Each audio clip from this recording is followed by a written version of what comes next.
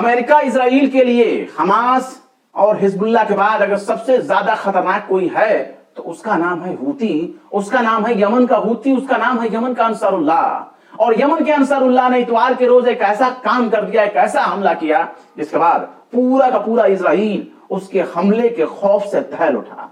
साफ तौर पर कहा जाए तो हूतियों ने एक हाइपरसोनिक मिसाइल से अटैक कर दिया जो कि राजधानी तेल अवीव पर सीधे जाकर के गिरा है।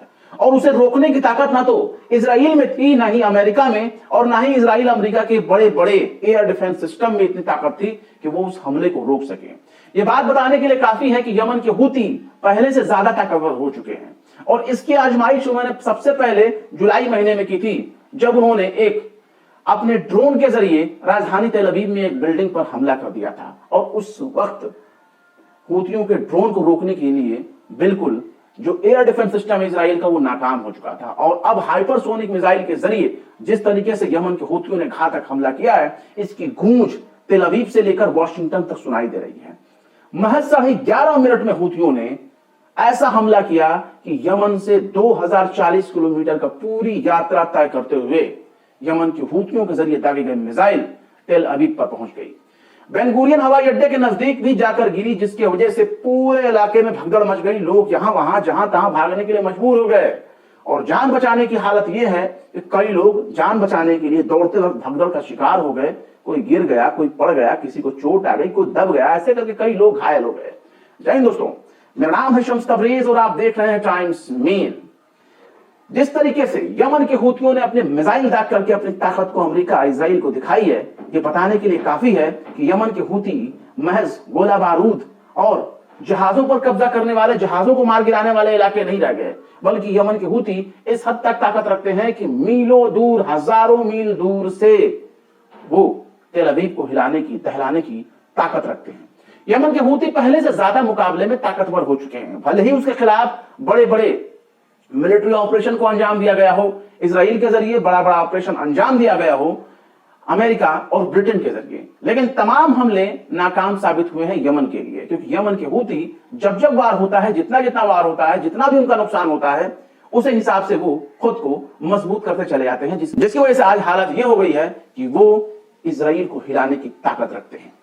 सबसे गौर करने वाली बात यह है कि मिसाइल की वजह से राजधानी तेल अवीव और पूरे सेंट्रल इजराइल में सायरन बजने लगे, अलार्म बजने लगा कि भागो, जल्दी भागो, दुश्मन का हमला हो गया। और दुश्मन से जान बचाने के लिए लोग यहां वहां भागने लगे।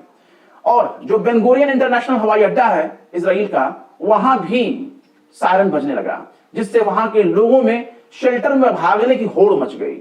इजराइल ने अब तक इस हमले से अपने किसी भी नुकसान की जानकारी नहीं दी है, लेकिन मोदीन शहर में मौजूद जो रेलवे स्टेशन है उसके एक्सीलेटर यानी ऑटोमेटिक जो सीढ़ियां होती हैं, जो आपने अक्सर देखा होगा, मॉल में देखा होगा, रेलवे स्टेशन पर देखा होगा, ऑटोमेटिक सीढ़ी लोग खड़े होते हैं वो चला जाता है, एयरपोर्ट पर देखा होगा, वो मेदीन शहर में रेलवे स्टेशन के एक्सीलेटर को इस हमले के जरिए नुकसान पहुंचा है। बाकायदा एक्सीलेटर पर यमन के हूतियों के मिसाइल के टुकड़े भी देखे गए। हालांकि इजराइल ने यमन के जरिए नंगा कर दिए जाने के बाद भी अपनी इज्जत पर पर्दा डालते हुए उसने ये बताना शुरू किया कि हमारे एयर डिफेंस सिस्टम ने तो दुश्मन के मिसाइल को, दुश्मन के हमले को पहचान लिया था और रोकने की पुरजोर कोशिश की, पर अभी जांच कर रहे हैं कि आखिर ऐसा क्यों नहीं हो सका।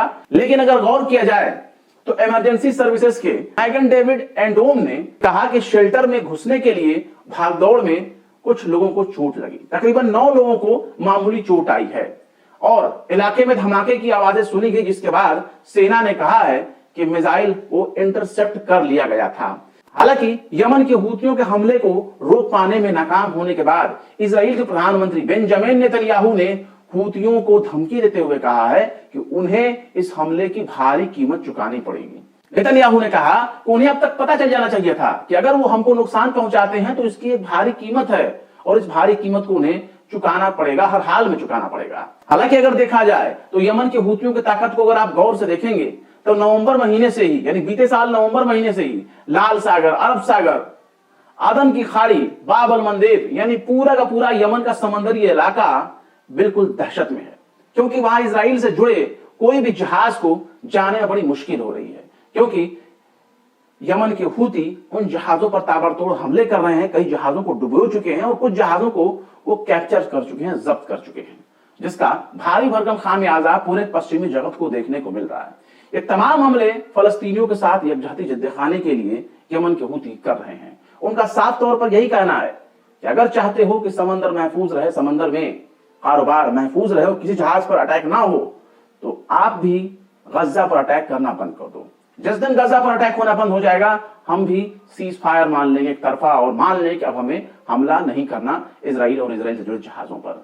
लेकिन अगर इजराइल की नाकामी का जिक्र करें तो बाकायदा इजरायली मीडिया इजराइल के दावे पर, इजराइल की नाकामी पर सवाल उठा रही है। इजराइल का मशहूर अखबार जेरूसलम पोस्ट ने इजराइल और इजरायली सेना के दावे पर गंभीर सवाल उठाया है। इजरायली सेना का जो कहना है कि हौतियों के जरिए किए गए हमले जो थे वो हाइपरसोनिक नहीं थे, बल्कि बैलिस्टिक मिसाइल थे। लेकिन आईडीएफ अब इस बात का जांच करेगा कि इंटरसेप्ट किए जाने के बावजूद भी मिसाइल केवल टूटा ही क्यों, वो पूरी तरह से खत्म क्यों नहीं हुआ। इसकी जांच जो है इजरायली सेना करेगी।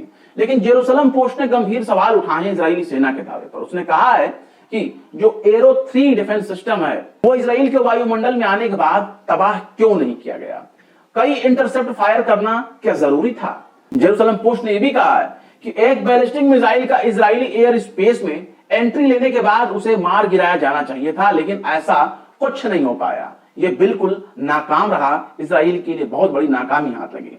जेरूसलम पोस्ट ने यह भी कहा कि भले ही इजराइल किसी नई स्पेशल हाइपरसोनिक तकनीक से आगे ना बढ़ पाया हो, लेकिन फैक्ट तो यही है, तथ्य तो यही है कि एयर डिफेंस सिस्टम अपने टारगेट को नहीं पहुंच पाया, जिससे हौथी, ईरान और बाकी के देशों को अब इस बात की सीख मिल गई है कि वो किस तरीके से इजराइल की नाकामी का फायदा उठा सकते हैं और इजराइल को ताबड़तोड़ हमले का शिकार बना सकते हैं।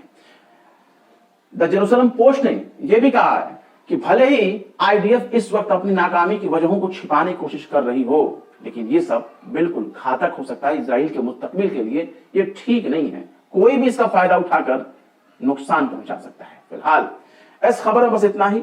एक खबर सोमवार के दिन यानी कल ही आपको सुना दिया जाना चाहिए था, लेकिन कुछ अपडेट्स आ गए जिसकी वजह से हमने इसको और लेट किया और पूरी अपडेट के साथ आपको सुनाना बेहतर समझा।